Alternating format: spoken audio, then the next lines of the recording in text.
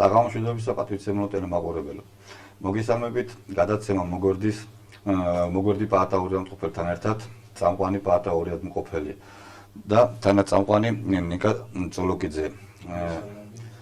ჩვენ დღეს სტუდიაში სტუმრად ყავს წინა გადაცემაზე თუ მაყურებელი გვიყურებდა თბილისიდან ჩაგვერთო ქალბატონი პირდაპირ ეთერში ქალბატონი მზია ხაჩიძე, რომელმაც სრული გამოთქვა, რომ ქართულ ჭიდაობასთან დაკავშირებით, ქართულ ჭიდაობის ისტორიაზე სასაუბრო და თემასთან დაკავშირებით ჩამოგზავნდებოდა ბათუმში და ერთ გადაცემას ჩვენთან ერთად წაიყვანდა ქართულ ჭიდაობასთან დაკავშირებით.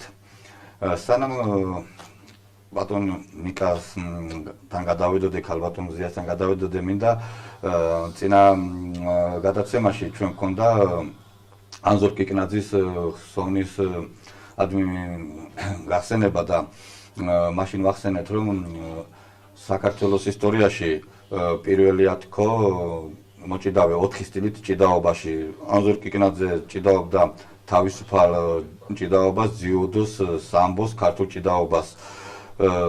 ჩემდა საუბედუროდ გადამოვიზდა ჩემი პირადი მეგობარი, საქართველოს ლეგენდა, ცოცხალი ლეგენდა ალექსი დავითაშვილი, რომელიც 8 გზის საქართველოს ფალავანია, ქართულ ჭიდაობაში, ძიუდოში ევროპის და მსოფლიოს ჩემპიონი, სამბოში ევროპის და მსოფლიოს ჩემპიონი და მე-4 სტილის ჭიდაობას ჭიდაობს, სუმუში არის ევროპის და მსოფლიოს პრიზიორი და ჩემპიონი. ასე რომ ორი ლეგენდა ქართველი ადამიანი ყავს, ერთი გარდაცვლილი და ერთი ცოცხალი ლეგენდა ალექსი დავითაშვილი, რომელიც 4 სტილის ჭიდაობაში არის უამრავი ტურნირების გამარჯვებული ევროპისა და მსოფლიოს ჩემპიონი. დღეს ჩვენ გვექნება საუბარი აჭარის ბათუმის მაჟორიტარ დეპუტატზე, საქართველოს პარლამენტში მუხრან ვახტანგაძესა და ბათუმის სასპორტო სკოლის დირექტორ ირმან იჟარაძის თაობაზე. მინდა მოსახლეობას შევახსენოთ ეს ორი ადამიანი და ვინც არ იცნობს, გავაცნოთ ეს ორი ადამიანი და მათი ღვაწლი. ბატონო ნიკა, გავაცნოთ ბატონი მუხრანი საზოგადოებას, შევახსენოთ, ვინც იცნობს, ვინც არ იცნობს, გავაცნოთ. მოგესალმებით კიდევ ერთხელ, მივესალმებით ჩვენს ტელემაყურებლებს. ბატონი მუხრანის მიღწევები სპორტისადმი ძალიან დიდია, ესე ვთქვა და საკმაოდ მნიშვნელოვანი ტიტულების მფლობელია. იგი დაიბადა 1963 წელს 22 იანვარს, ცხოვრობს ქალაქ ბათუმში. 1915-19 წლებში საქართველოს ფიზიკური აღზრდისა და სპორტის აკადემია დაასრულა. 2000-2005 წლებში საქართველოს სახელმწიფოს აგრარული უნივერსიტეტის ბათუმის სასოფლო სამეურნეო ფაკულტეტზე სწავლობდა. რაც შეეხება მის მიღწევებს, სხვათა შორის აღსანიშნავია ის ფაქტი, რომ იგი 2000 წელს გახდა სიდნეის ოლიმპიური თამაშების მესამე ადგილის მფლობელი, ასევე 2001 წელს საბერძნეთში მსოფლიო ჩემპიონი გახდა და ისიც უნდა აღინიშნოს, რომ დამოუკიდებელ საქართველოს ისტორიაში იგი პირველი იყო ამ ტიტულის მფლობელი. ასევე 2003 წელს სერბეთში ევროპის ჩემპიონი გახდა და მესამე ადგილი დაიკავა. 2003 წელს ასევე ალმა-ატას მსოფლიო თასის მფლობელი იყო.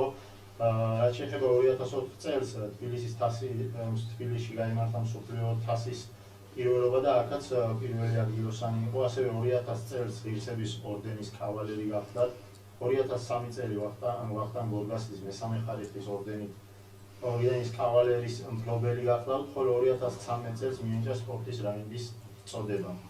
სამუშაო გამოცდილებას რაც შეეხება 2006 წლის 20 ნოემბრიდან ბათუმის სასპორტო სკოლის დირექტორი იყო. 2015 წელს 1 ივნისიდან იგი იყო აჭარის სპორტისა და ახალგაზრდობის საქმეთა დეპარტამენტის უფროსი, ხოლო როგორც აღნიშნე ბატონო პაატა 2016 წლის ოქტომბრიდან ბათუმის მაჟორიტარობის კანდიდატია, უმაღლეს საქართველოს პარლამენტის წევრია.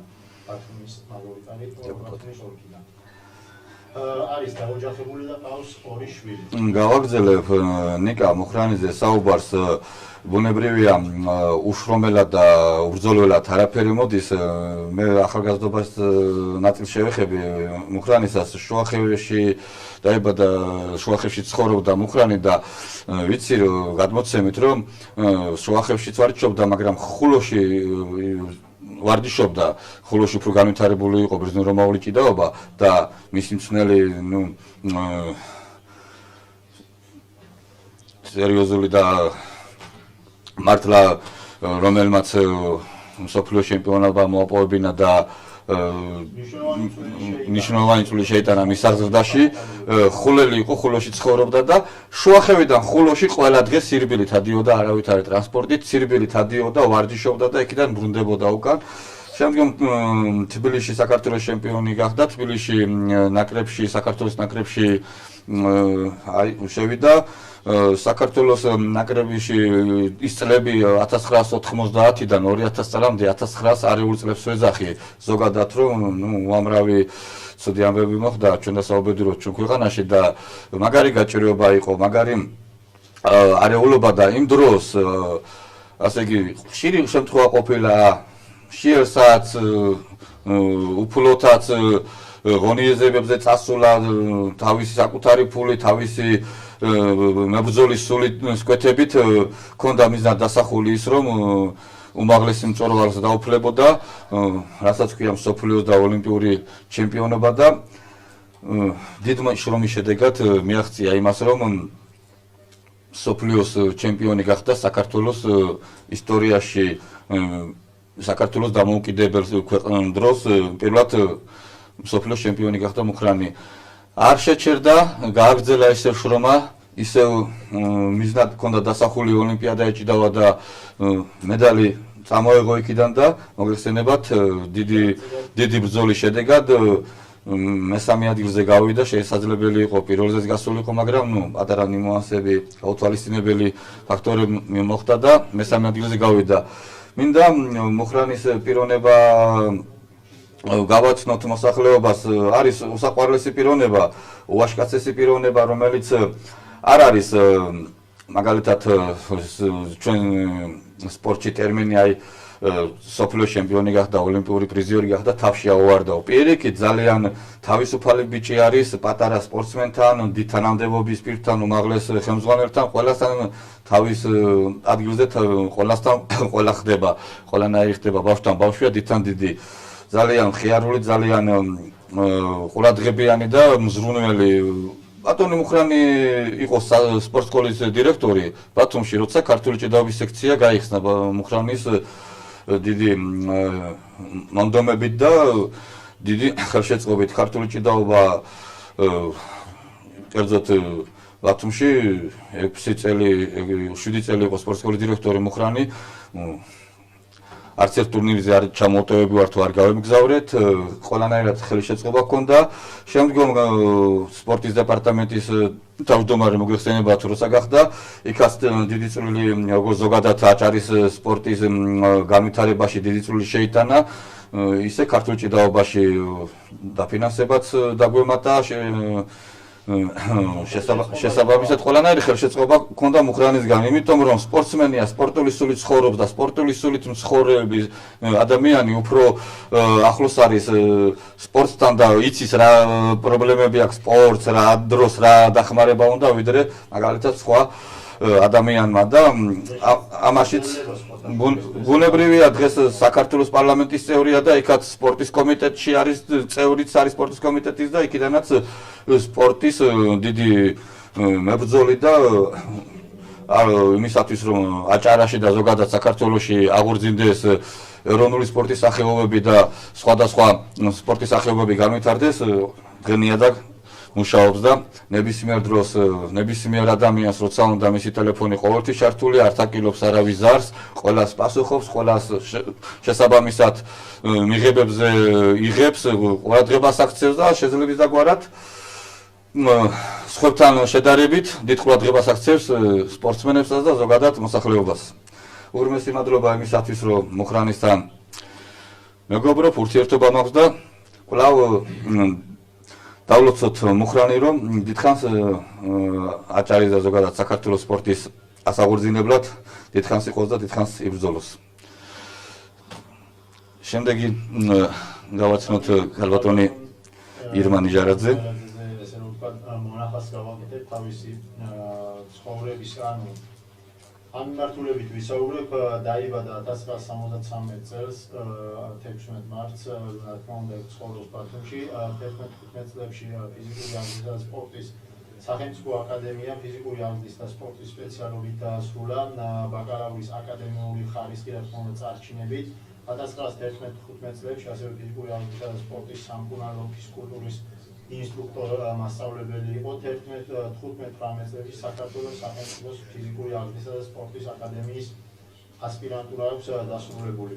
რაც შეეხება სამუშაოს კუთხით, ის ასე ვთქვათ 1990-91 წლებში ახალგაზრდული მწვრთნელი გახდა ქობულეთში 2003-2004 წლებში ბათუმის სამეცნიერო ეკოლოგიური კოლეჯში ლექტორი იყო 5-7 წლებში აჭარის განათლების კულტურისა და სპორტის სამინისტროში სპეციალისტად მუშაობდა, ხოლო 8 წლიდან ბათუმის სასპორტო სკოლის კოორდინატორი იყო, ასევე 2015 წლის 13 ივლისიდან ბათუმის სპორტის სკოლის დირექტორი გახდა. არის გავაგზავნებ ნიკა იქიდან რომ აი მუხრანისაც ვიტყვი და ისე ირმაზე მინდა ვთქვა და ისე მუხრანიც რომ ადამიანები პირდაპირ არიან ჩვენს ქვეყნის სინამდვილეში რომ პირდაპირ უმაღლესიდან პარლამენტის წევრები ხდებიან, ან უმაღლესიდან სპორტ სკოლის დირექტორები ხდებიან, სხვადასხვა თანამდებობის პირები ხდებიან და აი მუხრანიმაც აი ყველა ეტაპის საფეხური ყველა გაიარა იქამდე რომ ისულიყო იქ სადაც დღეს არის. და ასეა ჩვენი ირმაც დღეს სასპორტო სკოლის დირექტორია, ჩემი დირექტორია, მისი თანამშრომელი ვარ მეც, ჩემი ხელმძღვანელი არის და მინდა თქვა რომ 2005 წელს გავიცანი ირმა მაშინ განათლების კულტურის და სპორტის სამინისტროში სპეციალისტად დაიწყო მუშაობა 2005 წელს. იქიდან ვიცნობ ახალი ჩამოყალიბებული ფედერაცია ჰქონდა ჩვენ ქართული ჭიდაობის ფედერაცია და ზოგადად ძალიან ბევრს გვეხმარებოდა საბუთების მოწესრიგებაში, სხვადასხვა საქმიანობაში ძალიან დღესაც აი ღიდან და დღესაც ისეთი ადამიანია სულ გიცინი, სულ გიღიმის, რომ ესაუბრები ხალისიანი ადამიანი არის, აი საქმეს შეგაყვარებს, საქმესთან გაგიხალისებს ურთიერთობას ძალიან იშვიათია ასეთი ადამიანები გესმის რომ ყველა ადამიანს მიუდგე ისე რომ ყველა გაახალისო ყველას ხალისით ესაუბრო ყველას ხალისით გაუკეთო საქმე ნუ პირადი ცხოვრებაც არის და პირადი პრობლემებიც არის მაგრამ არავის არ აჩვენებს მის ცხოვრებას არავის არ აჩვენებს მის პრობლემას და ყველას ხალისიანად ესაუბრება ყველას ხალისიანად ელაპარაკება და ასე შემდეგ შემდგომ აი ეტაპები გაიარა თქო კოორდინატორად დაინიშნა წლების წინ სასპორტო სკოლაში და ქართული ჭიდაობის კოორდინატორი იყო ერთად თანამშრომლობდით კვირაში 2-3 მოდიოდა ვიყურებდა ჩვენს მუშაობას აკვირდებოდა და დეტალები ყველანაირი წვრილმანები და დეტალები იცის ქართული ჭიდაობისას და ზოგადად ყველა სპორტის სახეობისას რომელიც სპორტის სახეობებიც მასთან შედის სასპორტო სკოლაში დაინიშნა შაშან სასპორტო სკოლის დირექტორად და სხვათა შორის აღსანიშნავია რომ არ მგონია ახლა მთელ საქართველოში დავდივარ მოღვაწეობდა ქალის სპორტ სკოლის დირექტორი იყოს არ მინახია ესეც აჭარიდან კერძოდ ბათუმიდან ესეც პრეცედენტია რომ ქალის სასპორტო სკოლის დირექტორი და ასე უძღება ამდენი სპორტის სახეობებს რომელიც დღენია და ყველა სპორტის სახეობის ზრუნავს განვითარებაზე და მის პოპულარიზაციაზე. ამისათვისაც უღრმესი მადლობა მინდა ქალბატონ ირმას მოვახსენო და ხშირად გვექნება გადაცემები ახლო მომავალში ვფიქრობთ ქალბატონი ირმაც მოვიწვიოთ სტუდიაში და ზოგადად ქართულ ჭიდაობასთან დაკავშირებით მისი ხედვა და ზოგადად სპორტის განვითარების შესახებ მისი ხედვა საზოგადოებას მან უკეთ გააცნოს და კვლავ გზა დავულოცოთ სპორტის აღორძინებისათვის. გადავიდეთ ახლა ქალბატონ მზიაზე ჩვენ სტუმარზე გვიცხინოთ ქალბატონო მზია რომ გალოდინებთ. არ შეგვიძლია გითხრათ და მოგვახსენოთ ქართულ ჭიდაობასთან დაკავშირებით. მოგესალმებით პირველ რიგში მივესალმები სრულიად აჭარის მაყურებელს, სრულიად საქართველოს მაყურებელს. პირველ რიგში მინდა გითხრათ რომ დიდ პატივია ჩემთვის ასეთ გადაცემაში სტუმრად ყოფნა, რადგან საქართველოს მასშტაბით მე ცოტა მეგულება სპორტული გადაცემები, სადაც ყურადღება მახვილდება ხოლმე ამ ფერფრ-წაყრილ, ამავე დროს ძალიან საჭირო და აუცილებელ ეროვნულ ტრადიციაზე, ქართულ ჭიდაობაზე. საქმე ის არის, რომ რატომღაც ქართული ჭიდაობა თანდათანობით ჩაანაცვლა ჭიდაობის სხვა სახეობებმა და ჩვენ უფრო მეტად გვიამაყება ხოლმე, როდესაც ჩვენი ფალავნები ჩამოდიან კერძდამშვენებულები სხვადასხვა ჯილდოებით, სამბოში, ძიუდოში და ასე შემდეგ. მაგრამ ქართული კულტურა ზოგადად ქართული ჭიდაობას ვერასოდეს ვერ გადადებს უფრო უკანა მხარეს, იმიტომ რომ ქართული ჭიდაობა ეს არის მისი ფესვებიდან ამონაზრდი. პირველ რიგში მინდა ყველას მოგილოცოდეს, რომ საქართველოს მთავრობამ გადაწყვიტა ქართული ჭიდაობისთვის ეროვნული მემკვიდრეობის არამატერიალური ძეგლის სტატუსი მიენიჭებინა, ხოლო ამ სტატუსის მინიჭების შემდეგ მნიშვნელოვანი თემა იქნება ის და გაგრძელება ამ საქმის ძალიან კარგი, თუ იუნესკო მიანიჭებს იგივე სტატუსს ქართულ ჭიდაობას. საქმე იმაშია, რომ იუნესკოს მოთხოვნებიდან ერთ-ერთი უმთავრესი გააჩნია ქართულ ჭიდაობას, ეს გახლავთ იდენტობა, იმ თვალსაზრისით, რომ ქართულ ჭიდაობას ასეთი ილეთებით არ ჭიდაობს დედამიწის ზურგზე არც ერთი ერი.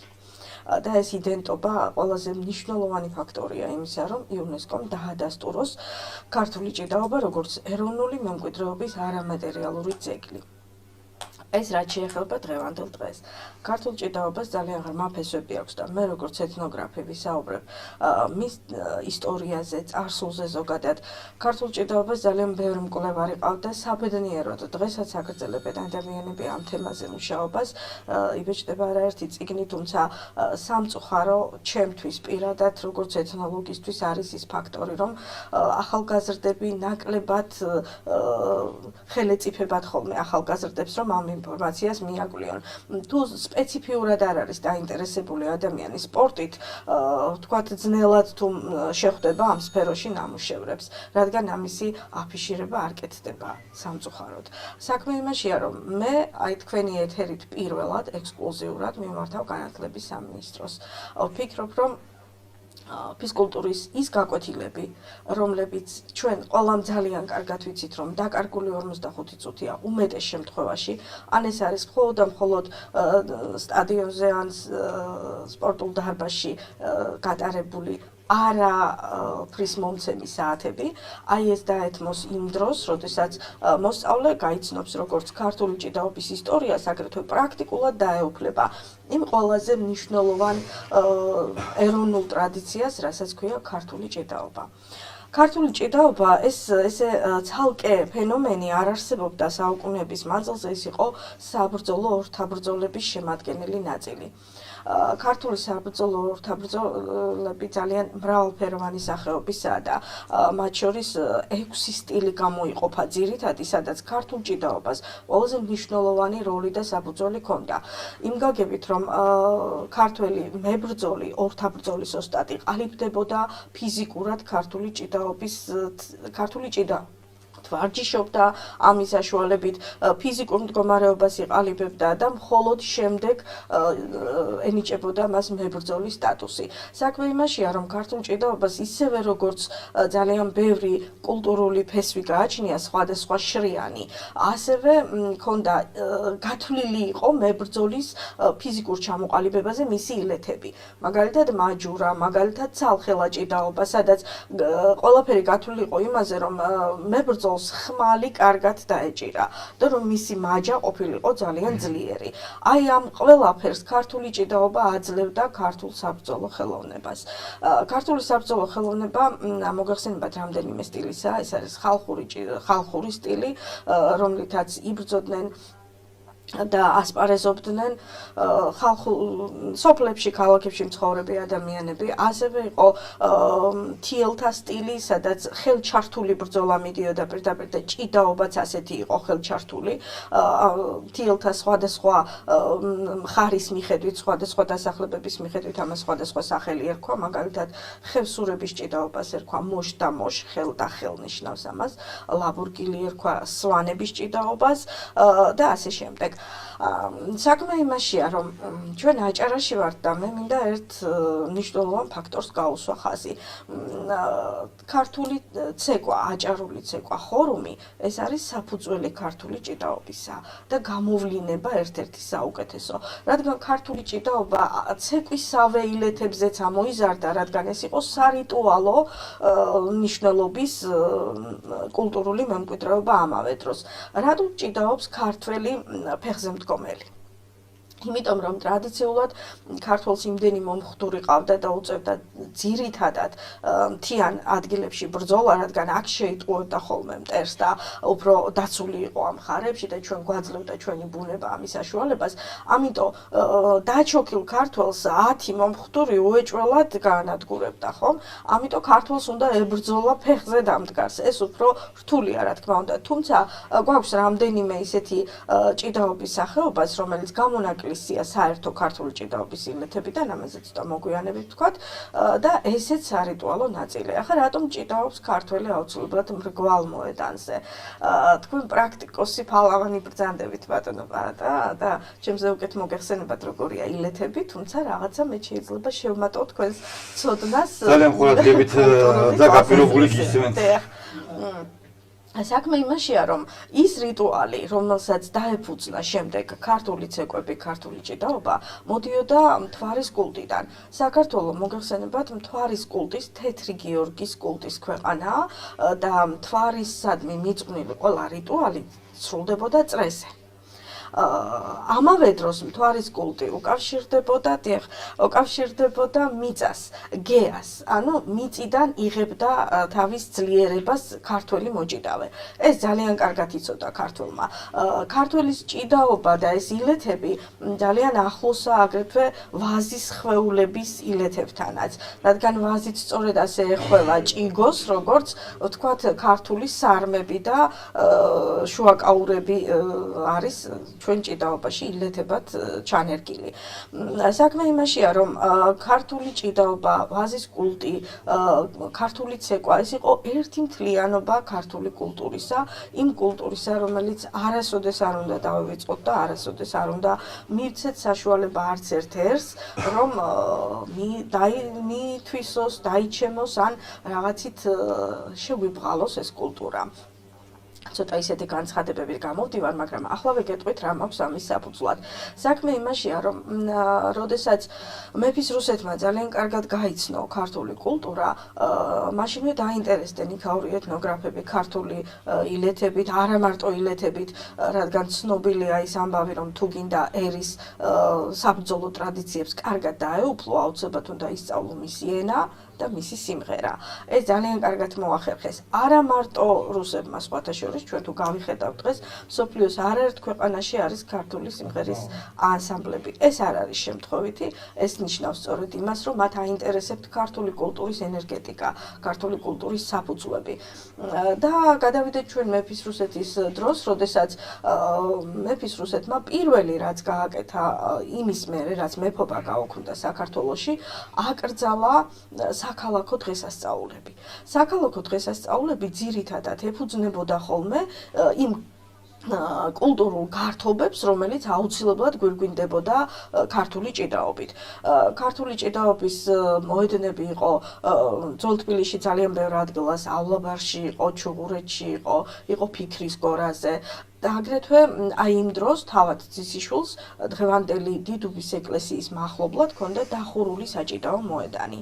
დახურული საჭიდაო მოედანი იმ დროისთვის საკმაოდ ისეთი ფუფუნება იყო. და საქმე იმაშია, რომ ქართული ორთაბრძოლა და ქართული ჭიდაობა ქართველს ხდიდა დაუმარცხებელ მებრძოლად და ასე მარტივი არ იყო მორეოდი იმ ერს, რომელსაც ჰქონდა ასეთი ძალიან ფესვგამდგარი კულტურული მემკვიდრეობა, რითაც საკუთარი თავის დარჩენა და გადარჩენა შეეძლო. საკუთარი იდენტობის შენახვა შეეძლო, რა თქმა უნდა.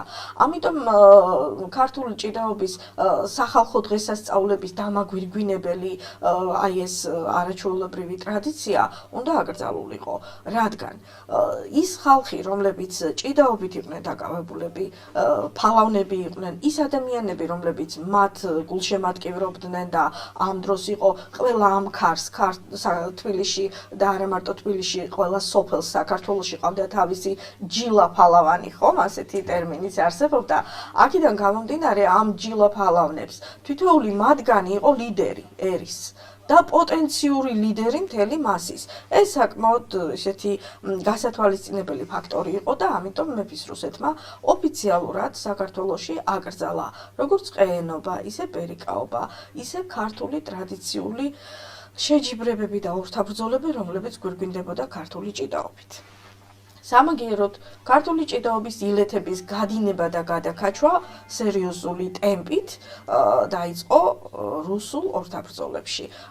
ქართული ჭიდაობის ილეთების საფუძველზე შეიქმნა შემდეგ სამბო, რომელიც აქ ჩამობრძანებულმა ანატოლი ხარლამპიევმა და მისმა გუნდმა მოიპოვა ეს ქართული ილეთების სერიოზული ცოდნა მოიპოვეს თან მათ და ამ ილეთების ძირიძირობამდე გაშიფრა. ესე არ ვიფიქროთ ჩვენ რომ მათ უბრალოდ წაიღეს მოგვერდების არმები და ეს გამოიყენეს, არა, მათ ამისი დანიშნულებაც მშვენივრად იცოდნენ. მე არ ვიცი დღეს რა ხდება ახლა სამბოში, მაგრამ თავის დროზე არაჩვეულებრივად გამოიყენეს ეს მათ თავიანთი კულტურული გაძლიერების თვალსაზრისითაც. ასე რომ ქართული ჭიდაობის წარმომავლობას კიდევ რაც შეეხება, ეს არ გახლავთ რამდენიმე საუკუნის კულტურული მემკვიდრეობა, ეს გახლავთ 1000 წლეულების დროინდელი, რადგან დიახ ბატონო, საქმე ის არის, რომ არქეოლოგიური გათხრებითაც დასტურდება ის, რომ ქუთაისთან არქეოლოგიურ გათხრებში, ასევე ალავერდის ტაძრის ფრესკაზე არის ძალიან როგორც ფრესკული გამოსახულება ისე ფიგურები ნაპოვნი. ეს ფიგურები, რომლებიც ასევე მოიპოვება, ვთქვათ, ხევსურეთშია ნაპოვნი, თუშეთშია ნაპოვნი, სვანეთის ტერიტორიაზე, ეს ფიგურები გამოხატავენ მოჭიდავე არსებებს. აქედან ცხადია ის, რომ ძალიან მნიშვნელოვანი იყო ქართველი კაცისთვის, იმდენად მნიშვნელოვანი, რომ ამას გამოხატავდა ისე როგორც სარიტუალო ფიგურას და შესაძლოა ერთ დროს მოჭიდავის, ჩვენ არ ვიცით დღეს ეს და ეს, რა თქმა უნდა, დარჩა წარმართულ ხანაში, მაგრამ შესაძლოა მოჭიდავეს ეს ფიგურები ყოფილიყო რაღაცა სიწმინდის გამომხატველიც კი. საქმე ის არის, რომ შემდეგში ქართულმა ჭიდაობამ დასაბამი დაუდო აგრეთვე ბერიკაობას. ბერიკაობაც ეს იყო სტილი, რომელიც გარდამავალი იყო ჭიდაობასა და ცეკვას შორის. ჩემი აზრით, როგორც ეთნოლოგის აზრით და არა მარტო ჩემი აზრით, ბევრი მეთანხმება ამაში, რომ შესაძლოა ქართული ჭიდაობის გაგრძელება იყოს დღევანდელი ქართული ცეკვები, რომლებიც ჩვენ გვაქვს, რადგან ჭიდაობა ეს უფრო ძირძველი იყო, სწორედ იმ დროინდელი, როდესაც ადამიანს გამოქვაბულიდან გასვლის მერე დაჭირდა ის, რომ საკუთარი თავი დაემკვიდრებინა, რომ მოწინააღმდეგისთვის ეჯობნა და რაღაცნაირად საკუთარი იდენტობა სხვებისაგან გამოერჩია, გადაერჩინა თავი მოკლედ რო ვთქვათ. ხოლო ცეკვები, შემდეგ თამაშები, ასეთი როგორც ბერიკაობა და ყეინობა და შემდეგ ცეკვები, ეს უკვე სარიტუალო დანიშნულებისა იყო და რა თქმა უნდა გაგრძელება იყო იმ ქართული ჭიდაობის. ძალიან საინტერესოა ის, რომ ქართულ ჭიდაობას არასოდეს არ აქვს თქვენ ჩემზე უკეთ მოგეხსენებათ ბატონობა და დაჩოქილი ჭიდაობის მუხლზე შეეხება და ჭირდება. დიახ, მაგრამ საქმე ის არის, რომ აქაც არსებობს რამდენიმე გამონაკლისი, ხო? ვაჟკაცურია პირველ რიგში, იმიტომ რომ ამ ვაჟკაცობის გარეშე ქართველი ვერ გადარჩებოდა. ქართველს უნდა ებრძოდა წეღარაც თქვით, ფეხზე დამდგარს, რათა გამკლავებოდა 10 ხუდურს და არა ერთს მაგალითად თანასწორს, ხო? ერთიაც. რა თქმა უნდა. აქედან გამომდინარე დაჩოქების უფლება და შესაბამისად თუნდაც მორალურად იმის გაფიქრების უფლება, რომ ვიღაცა ზემოდან დამყურებს, ქართველს ამის უფლება არ ჰქონდა.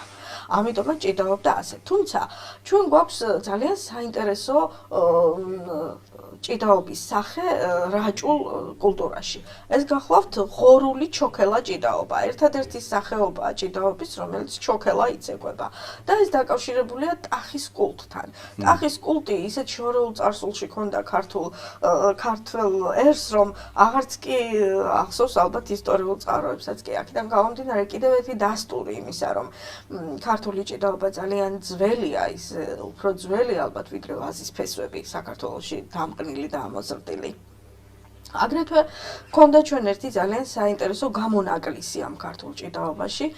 მე ვცდილობ რაც შეიძლება სწრაფად ვისაუბრო, რომ ცოტა ბევრი მოვასწრო ამ იმ შეზღუდულ დროში, რომელიც ჩვენ გვაქვს, გაციფრებული გისმენ და ესე კარგად ლაპარაკობთ. გაიხარეთ. და ისეთ ისტორიებს რომ ბევრი არ ვიცოდი. რომ თვითოეულ ამ თავზე შეიძლება ძალიან ბევრი საუბარი შეგიძლიათ თქვენ მე მოიწვიოთ სპეციალისტები, მე გავუწევ რეკომენდაციას რამდენიმე ადამიანს, რომლებიც სათითაოდ ისაუბრებენ ამაზე და მე ვფიქრობ, რომ თქვენ მაყურებელს ეს უეჭველად დაინტერესდება, რადგან თქვენი გადაცემა მე როგორც თვალყურს ვადევნებ, თანდათან ხდება რეიტინგული და ეს ძალიან მიხარია. აქედან გამომდინარე, კიდევ უფრო საინტერესო იქნება თუ ქართული ისტორიებსაც ქართული კულტურის ისტორიებსაც ჩართავთ აი იმ ფასდაუდებელ საქმესთან ერთად, რასაც თქვენ აკეთებთ და აი იმ სპორტსმენებს ვის ცხოვრებას აცნობთ საზოგადოებას. აუცილებლად საყურადღებოა და მე გავაგრძელებ ამ გამონაკლისებზე საუბარს, შეზღუდული სახეობები ქვიათ ამათ და რატომ იყო ახლა შეზღუდული ეს რამდენიმე სახეობა, რომელსაც მოგვიანებით ჩამოვთვლი.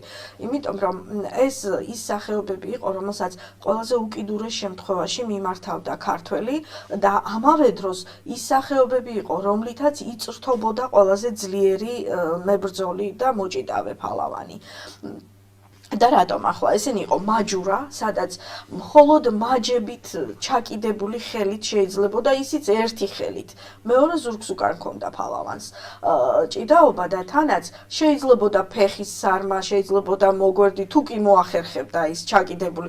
მაჯაზე ხელი არ უნდა გაეშვა მოწინააღმდეგისთვის. ახლა წარმოიდგინეთ თქვენ კი ერკვევით ორთაბრძოლებში და იცით ეს რა რთულია, რომ კონცენტრაცია გადაიტანო ერთ ხელზე და ამითი დაამარცხო მოწინააღმდეგე. ხომ? ეს ძალიან კარგი სავარჯიშო იყო მებრძოლებისთვის, რომლებიც შესაძლოა დაჭრილები გადიოდნენ ბრძოლის ველზე და იბრძოდნენ, ხომ?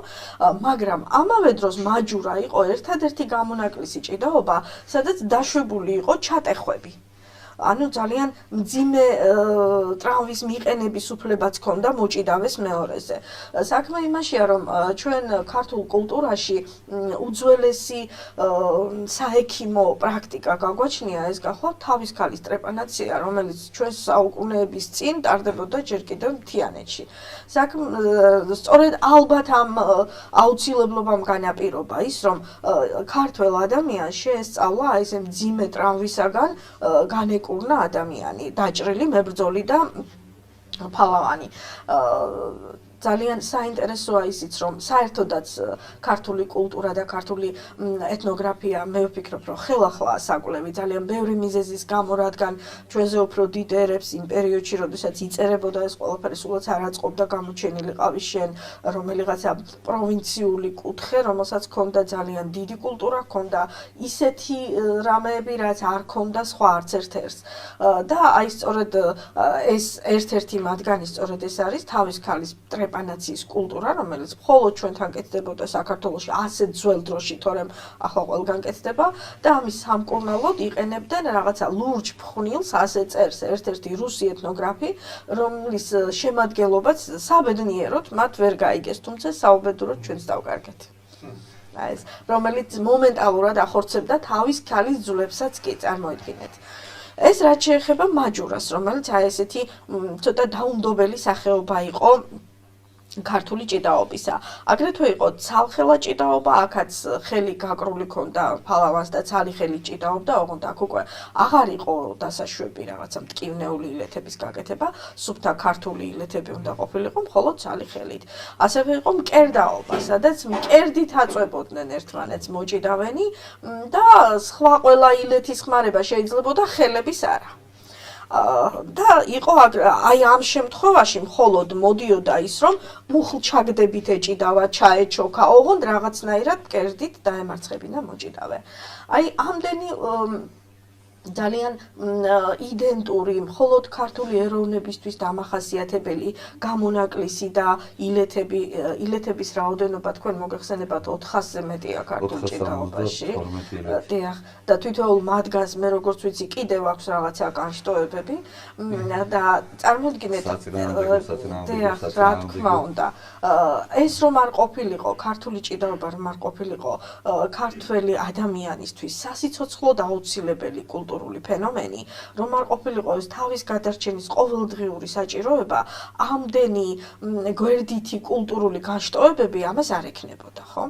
გარდა ამისა კიდევ არის ერთი ძალიან მნიშვნელოვანი ფაქტორი, რომელზეც პირადად მე ვმუშაობ და ახლა ძალიან მცირედ გეტყვით და გეტყვით მხოლოდ ერთი რამის გამო, რომ დაინტერესდეს საზოგადოება ქართული ჭიდაობის კიდევ უფრო პოპულარიზაციით ახალგაზრდა თაობაში, რომ ეს სკოლებში დაინერგოს როგორც კულტურის ერთ-ერთი შემადგენელი ნაწილის სწავლება, როგორც პრაქტიკული სწავლება და ჩვენ გვყავდა მოჭიდავე ქალბატონებიც, შეიძლება ვინმე მითხრას, რომ გოგომ როგორ უნდა იჭიდაოს, მაგრამ ჭიდაობასთან დაკავშირებით, მოგვიანებით. დიახ, კი ბატონო. ამიტომ სავსებით დასაშვებია, რომ გოგონებისთვისაც შემუშავდეს რაღაც პროგრამა და მათემასთან დაკავშირებით აგება. ჩვენთვისაც, იმიტომ რომ ჩვენ ყავდა ანა ბაჯი მოგეხსენებათ და კიდევ მისაირი ქართველი ქალბატონები, მაია წნეთელი. კი ბატონო, რომლებიც აქტუალურად იყენებდნენ თავიანთ ორთაბრძოლებში, კი ბატონო, ეს ცოტა მოგონილი პერსონაჟია, მე მგონი, მაგრამ მაინც იყენებდნენ ქართულ ჭიდაობის ილეთებს.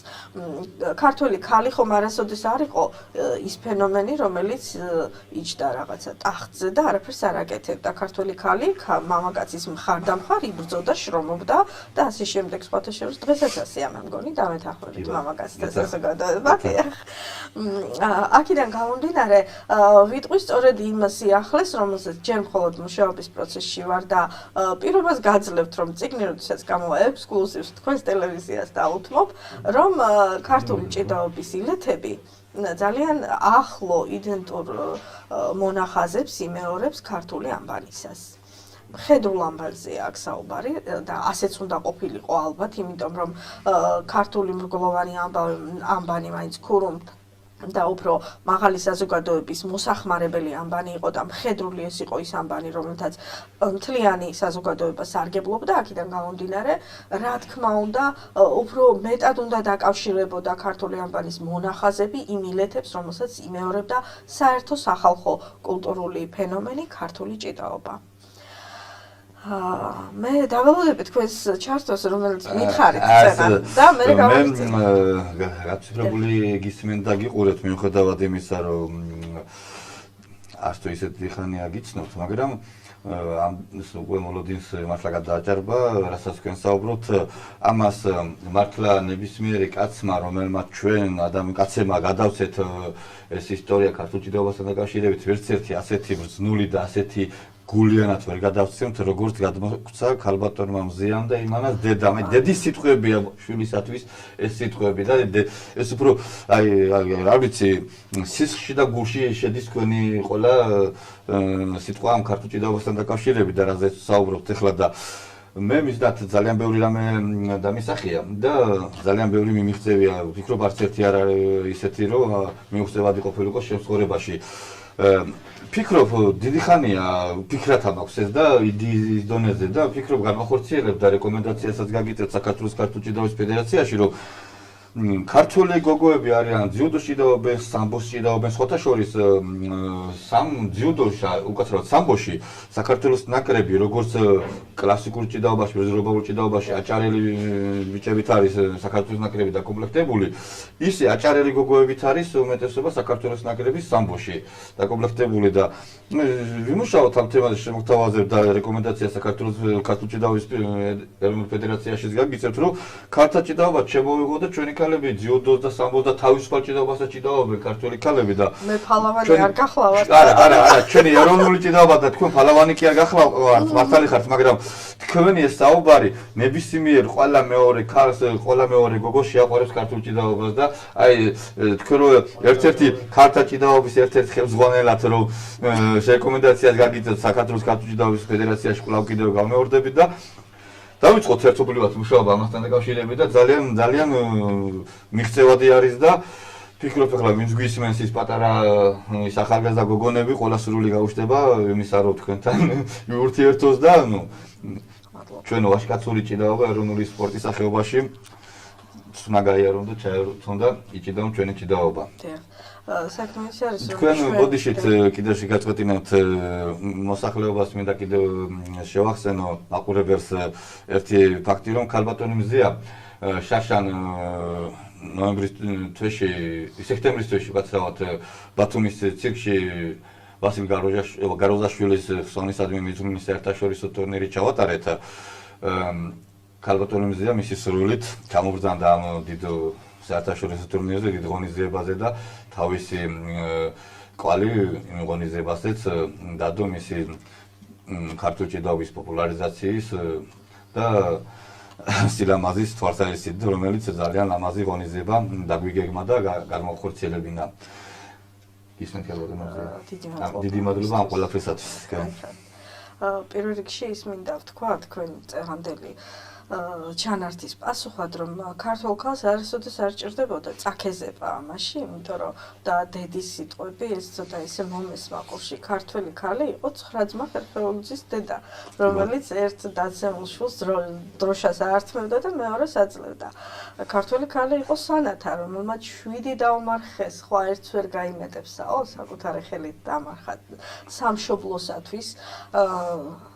თავისი ნაშიერი და მეუღლეს. საქმე იმაშია, რომ ვიდრე საქართველოში ქართველ ქალს ეთკინება საკუთარი კულტურის შენარჩუნება, ის პრობლემა, ვიდრე ჩვენ ქალებს გვეთკინება ის, რომ რაღაცას ფერფლი წაეყრება, რაღაცას ჩვენი შვილები ისეთი დოზით ვეღარ გამოიყენებენ, როგორც ეს წინაპრებმა დაგვიტოვეს, აი მანამდე შეგვიძლია ჩვენ ფესვებიდანაც კი აღორწინდეთ.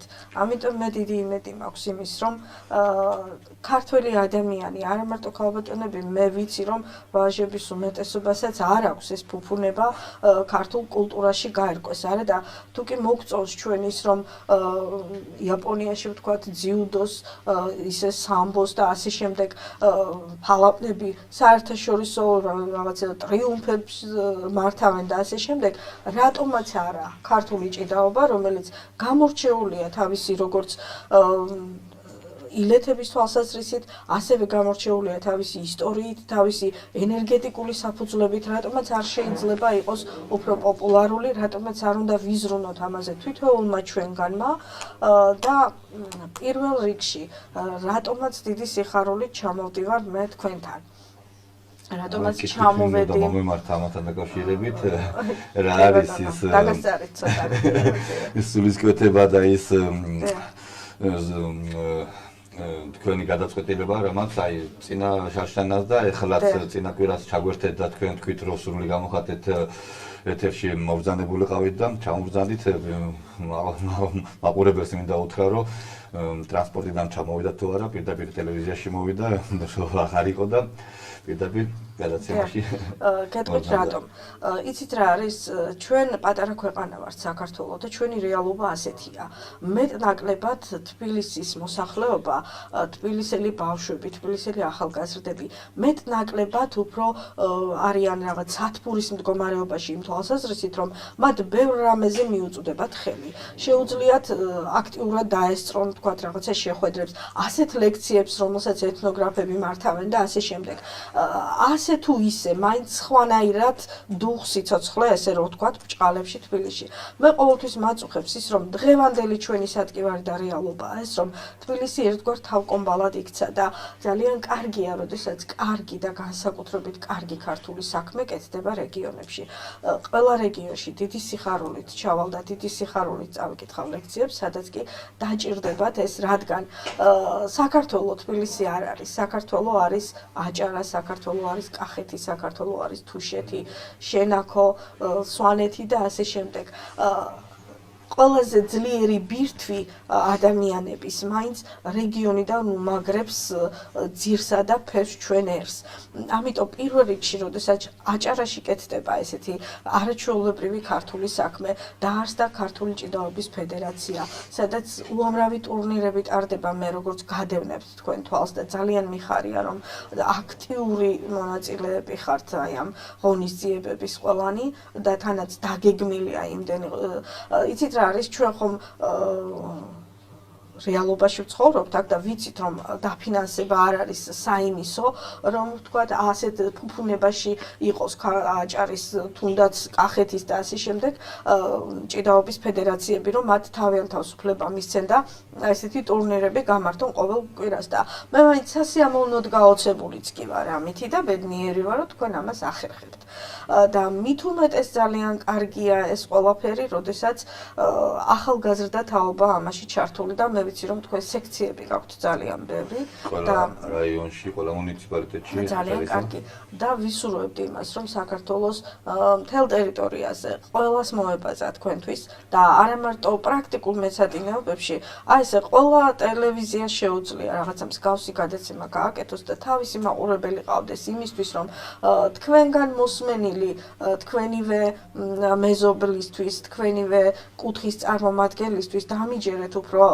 დამაჯერებელია უფრო მისაღებია უფრო გულში ჩამწტომია ვიდრე ვთქვათ დიდი ტელევიზიების რომელიღაც ესე თვალმოკრულია მე რა თქმა უნდა იმათ არ ვაკრინებ და ძალიან კარგია სპორტული გადაცემები მაგრამ თქვენი რეგიონისთვის ამაზე მნიშვნელოვანი ალბათ არც ერთი არ არის და ძალიან მიხარია რეგიონისთვის და ზოგადად ქვეყნისთვის მოგეხსენებათ რომ ქართულ ჭიდაობაზე ყველა კვირეული ერთსაათიანი გადაცემა არ არსებობს ზოგადად სპორტის სახეობებზე არის მაგრამ განსაკუთრებულად ქართულ ჭიდაობაზე არ არსებობს დავიწყეთ ნელა ვფიქრობ გავფართოვდებით როგორ დავიხვეწებით გავფართოვდებით როგორ ჩვენ წამყვანები ისე ტელევიზია და ვფიქრობ ბევრი მაყურებელი გვეყოლება და კიდევ ერთი თქვენი გადაცემა ალბათ მთელი საქართველოს მასშტაბით მაინც ვერ ამოწურავს იმ ფალავნებს სახალხო ფალავნებს რომლებიც იყვნენ თქვათ სოფლებში ჭიდაობდნენ ისინი არაფრით არ არიან ტიტულოვან ფალავნებზე ნაკლებნი ზოგჯერ და თაობებს გადაეცემა ხოლმე მათი გმირობებისა და მოგებების ამბავი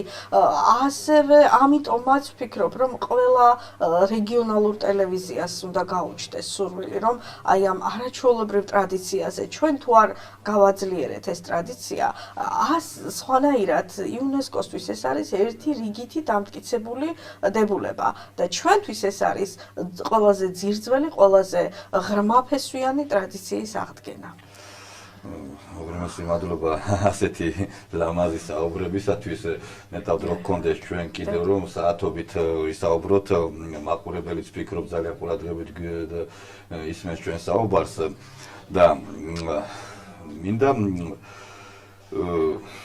ჩემი სანამ კითხვით გადმოვიდოდე შემოგთავაზეთ რა აზრზე ხართ იმისა რომ პირდაპირ ეთერში რომ დავგეგმოთ ეხლა ჩვენ ქართულ ჭიდაობაზე ქალების ჩართულობის ზრუნვაზე ქართულ ჭიდაობაზე სხვათა შორის სამბოს ვახსენეთ ეგან ქართული ისა სამბოს ჭიდაობენ გოგონები სამბოს აქვს ასეთი პრინციპი თუ ქვეყანას არ აქვს ქართა ჭიდაობა სამბოს იმ ქვეყანას არ იღებენ ანუ ფედერაციას არ აფუძნებინებენ რომ მონაწილეობას არ აღებინებენ ორგანიზაციებში რომ უნდათ აი საბრძოლო ხელოვნება ცალკეა სპორტული ცალკე და ქალების ცალკე და სამივე უნდა იყოს ქვეყანაში ფედერაციაში სამივე საბრძოლო სამბო ქალების ჭიდაობა და ბიჭების ჭიდაობა და იმ შემთხვევაში აჭიდავებენ და ფიქრობ ამაზე ვიზრუნებთ ერთობლივად რომ იცით რა შეასრულა დაინერგოს ქართულ ჭიდაობაშიც აუცილებელი ვალდებულება იყოს ყველა რეგიონალურ ფედერაციაში რომ გოგოებიც მიიღონ მონაწილეობა მივესალმები თქვენს იდეას რა თქმა უნდა თუმცა მე პრაქტიკული თვალსაზრისით ნაკლებად გამოგადგებით ამაში არც ერთი ილეთი არ ვიცი რა სპეციალია ჩემ ცხოვრებაში ჩემ და სამწუხაროდ ვაღიარებ ცნულად არ გამუშავეთ მაგრამ დიდი სიამოვნებით საერთოდ ცნობილი ფაქტია პრაქტიკულ საქმე ადამიანი უფრო მეტი ხალისითა და მეტი ხარისხით აკეთებს, როდესაც იცის თეორიული მხარე ნებისმიერი საქმიანობის. ამიტომ თუ კი ვინმეს დაჭირდება ჩემი გამოცდილება, როგორც ეთნოგრაფის ქართულ ჭიდაობასთან დაკავშირებით, მის ისტორიაზე, მის ეროვნულ საფუძვლებზე და ასე შემდეგ, მე ნებისმიერ დროს, ნებისმიერ რეგიონში მზად ვარ სამსახურად. ეს კითხე. როგორც ვიცი, თქვენ მუშაობთ წიგნებზე, ნუ სამი წიგნი თქვენ მე მაჩუქეთ ქართული ჭიდაობის და ქართული ხელოვნების წიგნები, საბრძოლო ხელოვნების წიგნები, რამდენი წელია 2 წუთი დაგვჭა გადაცემა და ამ 2 წუთში უცბად რო ვთქვათ 2 წუთში რა შემიძლია ვთქვა. რამდენი წელია რომ დაიწყო მუშაობა? ის რომ მრავალი წელი ვიმუშავე ამ თემაზე, მე ყველას ურჩევდი ამ წიგნების წაკითხვას, თუ კი ვთქვათ ეს ჩემი წიგნები არ არის, ეს გახლავთ 10 განსვენებული იური ყეინაშვილის რაინდულო საქართველო ვახტეკ ტრილოგია, აგრეთვე ამ თემაზე ძალიან აქტუალურია და ძალიან კარგი ნაშრომები აქვს, ბატონ ჭუმბურიძეს, თქვენ შეგიძლიათ ეს მოიძიოთ ზნელი სამამაცონი ინტერნეტის საშუალებით, დევს ინტერნეტში ეს მასალა და მე ვისურვებდი ერთს, რომ ქართულმა ჭიდაობამ თავისი საფუძველი, თავისი როლი, თავისი განვითარების პერსპექტივა დაიბრუნოს ქართულ საზოგადოებაში. დიდი მადლობა ქალბატონომზეა, მადლობელი ჩვენი გადაცემა მოიწურა, მადლობა მინდა მოგახსენოთ სპეციალურად ამ გადაცემისთვის ჩამობრძანებისათვის თბილისიდან ასეთი ლამაზი საუბრები და ასეთი ერთგული შინაარსიანი ისტორიის გადაცემა მაყურებლისათვის უღრმესი მადლობა ამ ყველაფრისათვის. ტელემაყურებლებს მომავალი კვირის ანონს გავაცნობ, მოგეხსენებათ 8 აპრილს შაბათს ბათუმში ტარდება ჩემი სახელობის ტურნირი პირველად აჭარის მასშტაბით და მომავალ სამშაბათს თემა იქნება ჩემი თემა 1 საათი. მადლობთ ყველაფერზე.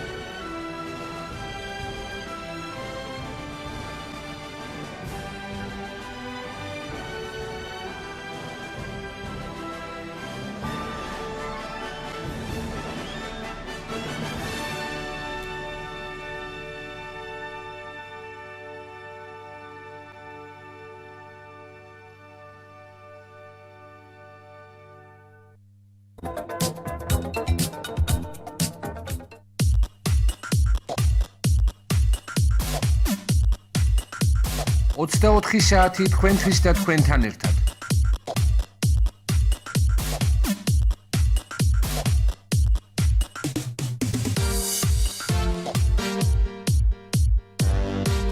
ნიუტაქსი, მათთვის ვისაც ხარისხი სჭირდება და ვინც დროის ფასი იცის.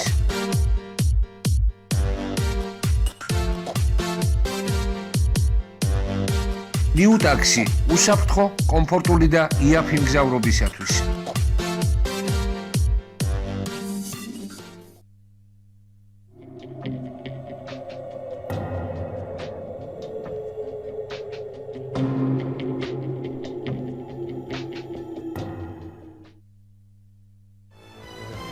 ხელვაჩაურის ნებისმიერ არჩევანში გამორჩეული, მუდამ გემრიელი, სურნელოვანი და ჯანსაღი კვებისთვის სასარგებლო პროდუქტი. ჩვენ ვფლობთ პურის ცხობის უძველეს ტექნოლოგიას, რადგან ამ საქმეს მხოლოდ პროფესიონალები ემსახურებიან.